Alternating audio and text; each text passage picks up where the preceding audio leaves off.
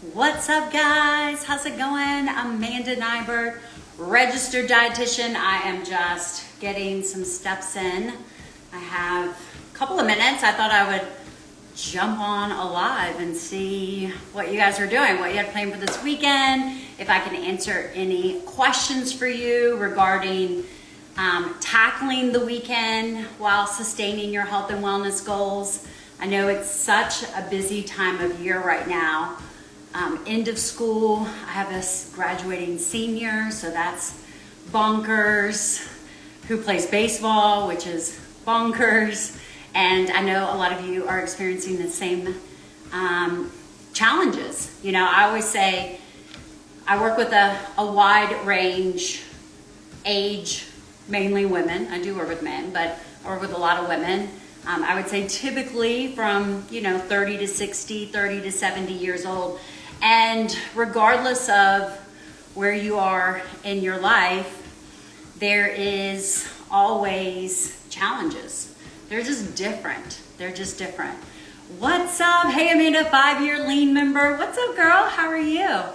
Can I see you without glasses? You want to see me without glasses? I know. I just found out about a year or two ago that I was blind. And so now I wear glasses for sure. Is lean a good option for low fiber diverticulitis? I love that question. So yeah, absolutely. I mean, if you have diverticulitis, well, let's put it this way. If you have diverticulitis, which means you're in a chronic flare, then yeah, you need to be doing a low residue diet while you get through that flare. But once you get through your flare, you have diverticulosis.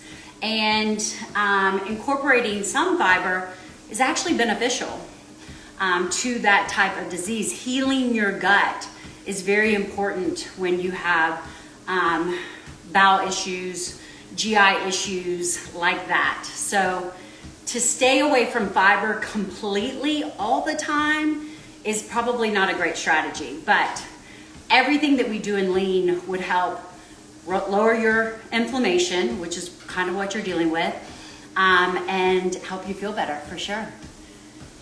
How much fiber per day? And is it true that any protein over 40 grams each meal is just peed out? Ooh, great question. So ideally you want to be getting at least 20 to 30 grams of fiber. Fiber is your missing link, okay? It is the substance that has been removed the most from our diet over the last 5-10 decades. And getting 20 to 30 grams of fiber is a challenge. I mean, the more whole foods you eat, the more fruits and vegetables you eat, the easier it is to obtain that number. But it's such a good goal to aim for at least 20 to 30 grams of fiber a day. Are you going to pee out excess protein? No, it doesn't work that way. So this is a common misunderstanding about protein optimization. Everyone's protein optimization rate is going to be different. A lot of times people say, oh, you can't eat more than 20 grams of protein in one sitting. It's not beneficial. Well, that's just not true. It really depends on your size, your body habitus, your muscle mass, and how much protein you need. I always love to use like Shaquille O'Neal as an example. I mean, he probably needs 200 grams of protein a day. Okay, if he could only consume 20 grams of protein in an optimal way, he'd have to eat, 10 times a day. He don't have time to do that. So because of his size and mass, he's going to be able to optimize 40, 50, 60, maybe even 70 grams at every meal. Now, if you're 5 feet tall and you weigh 100 pounds, your optimization rate is going to be a lot lower. So one of the things that I teach my clients in my lean program, number one, I help them understand what their adequate protein goal need is. Because it is a set point, it is not a percentage of calories. And number two, I tell them, take your protein goal, divide it by 3. That is your optimal amount of protein per meal. So for example, my minimum daily protein goal is 120 grams. So ideally, I want to be getting about 40 grams of protein 3 times a day. Now, if I do 4 meals a day, I could do 30, 30, 30. 30, 30, 30, 30, to get that 120 grams of protein in. And it's not like a hard set, you know, yes, 40 is optimal, but if I consume 50, I'm probably still gonna optimize that as well. But I'm gonna try to avoid sitting down to a meal with like 60, 70, 80 grams of protein, because my body's not gonna be able to optimize that amount of protein in one sitting. Therefore, I'm gonna be kind of left in a deficit by the end of the day, because again, your protein needs are really based on how much your body needs to optimize muscle mass, tissue growth, repair, regeneration, rebuild, all of that. And so when you consume so much at one meal, then you're not able to utilize it all. So take your protein goal, divide it by 3. Okay, now I'm going back. Let's see here. How much fermented food is too much? I don't think you can have too much fermented food. Fermented food is the best way to get natural, beneficial bacteria in your diet. We know that cultures that incorporate a lot of fermented foods into their daily routines tend to be a lot healthier than we are. It's so good for your GI system. I would consume as much kimchi, quality kraut, you know, kefir, all of those things as much as possible. Fermented foods are also really helpful at regulating your blood sugar. So a little hack that you can utilize is consuming fermented foods at the top of your meal. Even something, I mean, yes, it's fermented, but not to the extent of like kimchi, but like pickles at the top of your meal is gonna improve your blood sugar response. So I love fermented food. Which is better, fasting or not fasting if you struggle to eat 3 meals while fasting? Love this question. Protein optimization trumps fasting. And I see this mistake all the time. So with my clients, again, when I see them falling short of their protein goal and they're fasting for long periods, I'm like, you gotta fast less. You need another meal. So again, fasting is a great strategy in your tool belt, but there's a lot of things that kind of trump fasting when it comes to especially weight loss and kind of optimizing your health. So I would fast less. Okay, I've got like a creeper on here, which is always so fun. I've been on a restricted diet of 1,200 calories. How do you end this without gaining a lot of weight back? Ooh, love these questions. You guys are killing it on a Friday. So you must reverse diet. And this is the biggest mistake that I see in clients that are doing calorie restriction, especially for a long time, especially 1,200 calories. I mean, it's super low. I mean, I hope you're 5 feet tall, because otherwise your calories are probably grossly under calculated.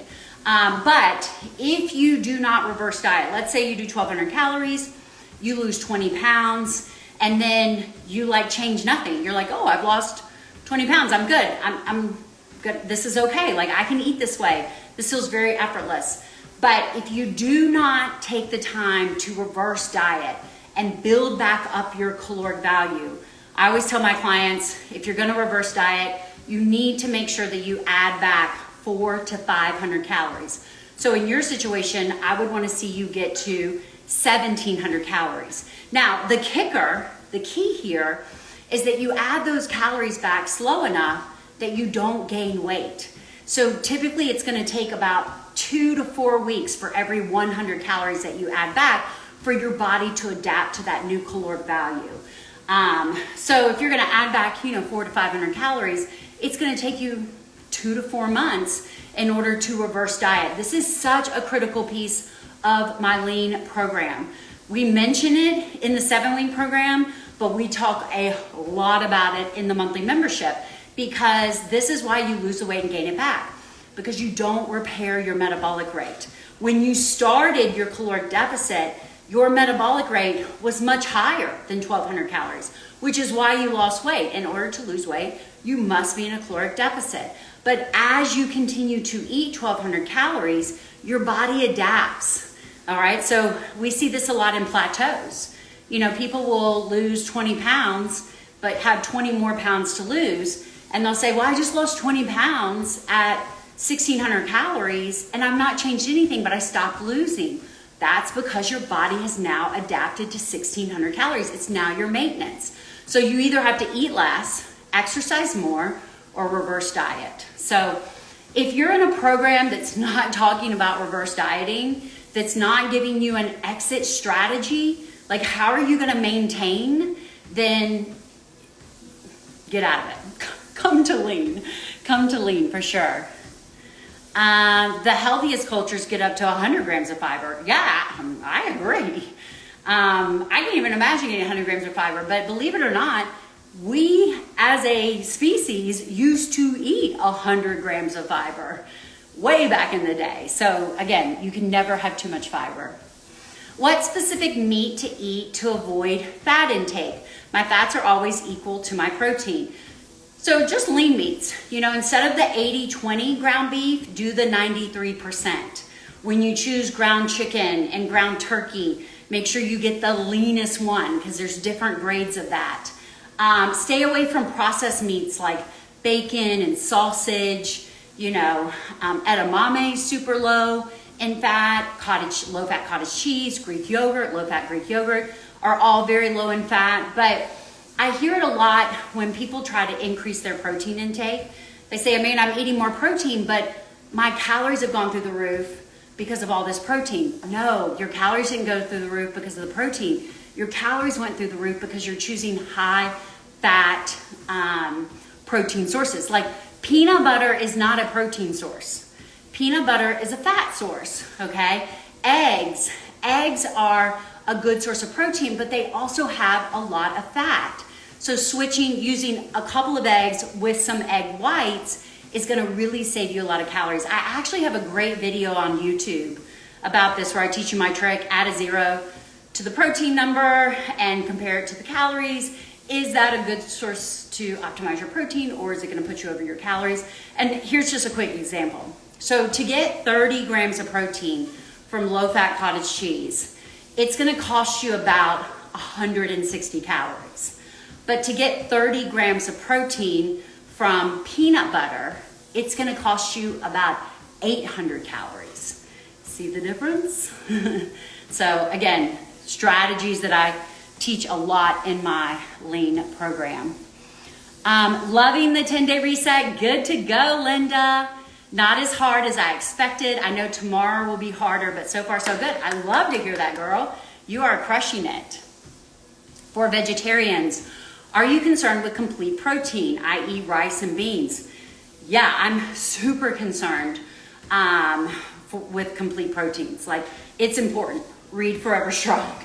I have it right here. I'm working on it. But she talks about why it is such a challenge to optimize muscle mass, optimize your health when you're not getting complete proteins. It's not impossible, but it's harder. Now, I love vegetarians because vegetarians do eat some animal protein, and just consuming a little animal protein every single day in combination of all your plant-based proteins is going to give you everything that you need. So just make sure as a vegetarian that at least once a day, twice a day, you're using some cottage cheese, some yogurt, maybe some eggs, maybe you do fish. Whatever you do in terms of an animal product, try to do it once a day. So, but yes, getting the full amino acid profile, specifically leucine is very important, is really key. And that's not impossible to do as a vegan, but it's very hard because you have to eat a very large variety of plant-based proteins.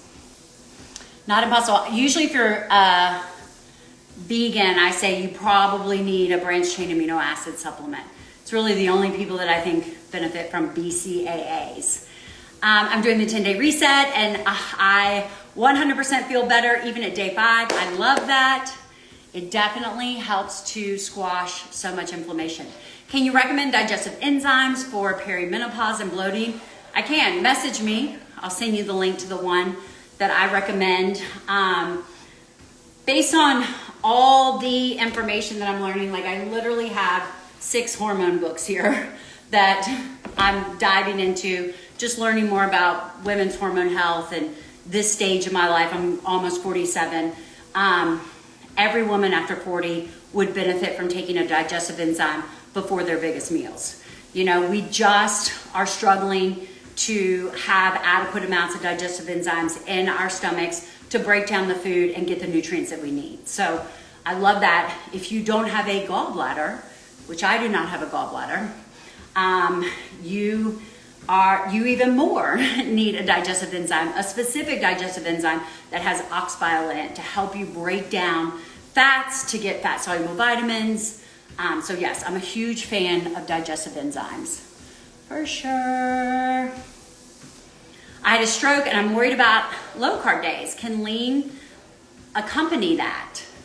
Yeah, absolutely. I mean, I don't know what a stroke and low carb days have to do with each other, but carb cycling is completely optional in lean. You know, I teach you a lot of strategies: intermittent fasting, calorie cycling, carb cycling, you know, again, whole food nutrition, things to shut down inflammation, but you don't have to do them all to be successful. Check out my main page, check out my results tab, and you can see the progress I made in 10 weeks at the beginning of the year. I did not do a single low carb day. I hate them. They just do not work well for me.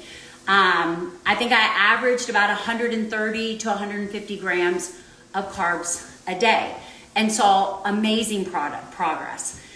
The challenge right now in the space in which we're in, I grew up in the fat-free generation. I lived on Snackwell cookies, fat-free cereals, 100-calorie packs, all the things. So when I was growing up, it was like, just avoid that and you'll be healthy. Well, we know that's false. So now we're kind of in this like carb craze, just avoid carbs and you'll be healthy. But what we fail to realize is that we ate a balance of carbs and fats for decades and centuries, and we were very healthy. So you don't have to eat low carb to fix your diabetes, to fix your heart disease, to fix your PCOS, you know, to lose weight. You don't, okay? You just have to have a good understanding of an appropriate carb need. All right, the average American eats 400 to 500 carbs a day. That's not good, okay? And how to incorporate them with the foods in which you eat to improve your blood sugar response. So eating carbs by themselves creates a much higher blood sugar response than eating carbs with proteins, fats, and fibers. So I find that when I help my clients to see what is your actual carb goal, number one, and teach them, make sure that you're consuming, 20, 30, 40 grams of protein, healthy fats, fibers with these carbs. Again, they feel great. They see results. They come off their diabetes medicine. Their cholesterol gets better. Their blood pressure improves. So I am very much all about balance. Yes, balance, balance, balance. Bloating issues when eating grains. You need digestive enzymes. Yeah, I mean, if you have any type of like bloating with the consumption of like certain foods, it is just a sign that there's something there that your body's not able to break down. So digestive enzymes can be really helpful. The other thing is, you guys, we have to slow down and chew our food. Digestion begins in our mouth. There's enzymes in our saliva that actually begin to break down our food. So when we're eating really fast and we're not chewing our food, again, you're gonna have a lot more bloating and GI issues. So that's another good suggestion. What else? Do women in surgical menopause need to change their macros as opposed to the average 30-year-old? Slightly, yes. As we get older, we need more protein. As we get older, we're not able to process carbs as efficiently and effectively without having that blood sugar response. As we get older, our muscle mass is lower, meaning your calories might need to be a little bit lower. So yeah, there are definitely tweaks, not necessarily because you're in surgical menopause, but just because of your age. When it comes to menopause, that's like a whole different topic, and it's all about like putting the foundation together, okay? Making sure that you're getting good sleep, making sure you're not sitting all day, that you're moving your body, that you're strength training, that you're eating adequate protein, that you're reducing alcohol, that your stress is well managed. You've got to be doing the foundational work. Otherwise, the other stuff does not work. It does not work. Veggies that are low carb and don't cause too much bloating. Try digestive enzymes. Make sure you chew.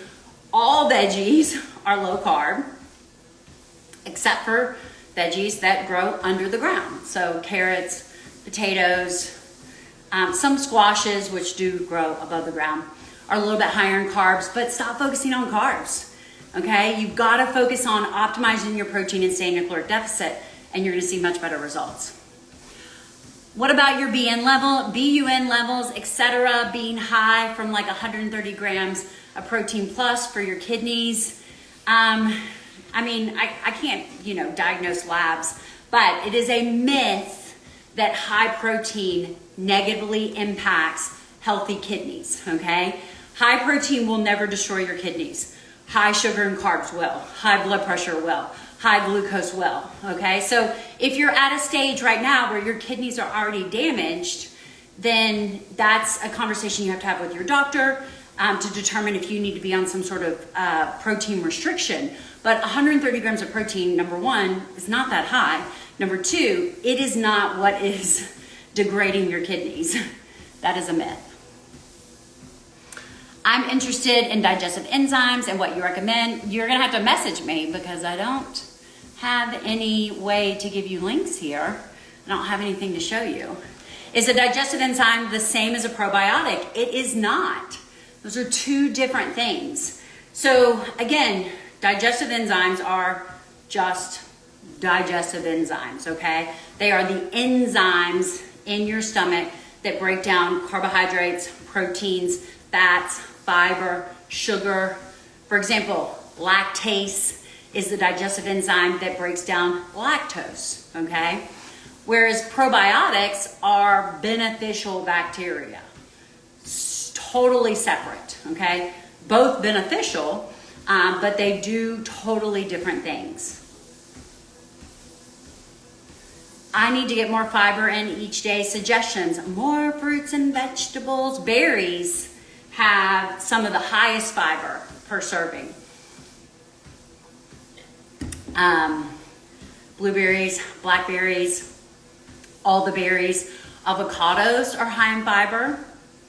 Whole grains. I use a lot of like low carb tortillas and low carb breads and things like that, not necessarily because I eat super low carb, but because they tend to have more fiber in them. So they're a great way to get fiber. Popcorn's a great way to get fiber. You just have to have variety and be sure you're getting it in. Okay, a couple more questions. Yes, my digestive enzymes are in my Amazon kit, which is linked in my bio. Is it better to eat something before a morning workout to make progress? Or is it okay to eat after a workout, specifically for people with Hashimoto's?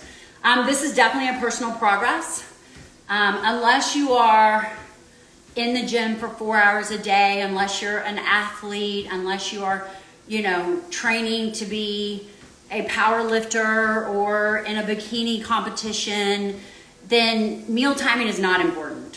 When you eat is really just personal preference on how you feel. All right. I personally do not feel good working out after I've eaten. So I prefer to work out and then eat sometime after my workout. Some people don't feel good if they work out fasted.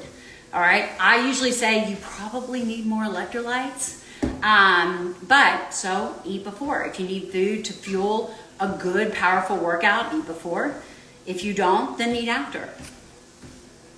We've made it just too hard. I tried a digestive enzyme and nothing was staying with me. Seemed to irritate my IBS. Everyone's gonna have a different response, that's for sure.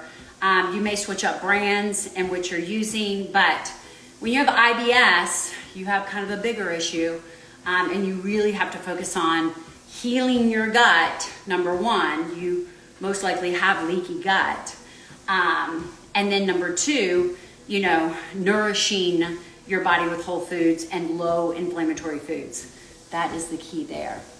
Stupid question, what are you walking on? I'm walking on my treadmill, and it's just a Norda track. It's in my Amazon kit, and I just stick a board over it, so it's kind of like my working desk.